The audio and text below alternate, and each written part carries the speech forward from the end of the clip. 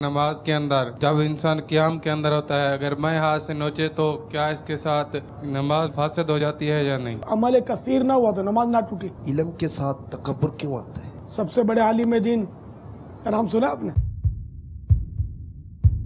पीर अपने मुरीद से नाराज कब होता है? बहुत सारी सूरतें हैं नाराजी की। अगर कोई इस्लामी भाई कुर्बानी ना रख सके तो उसे मजबूर करके कुर्बानी रखाई जाए, क्या ये जायज़ है या ना जायज़ है? जिस पर कुर्बानी वाजिब है उसको कुर्बानी करनी होगी। इस्लामी भाई आपसे मुलाकात करना चाहता है, बहुत दूर से आया है, सिर्फ एक मुलाकात।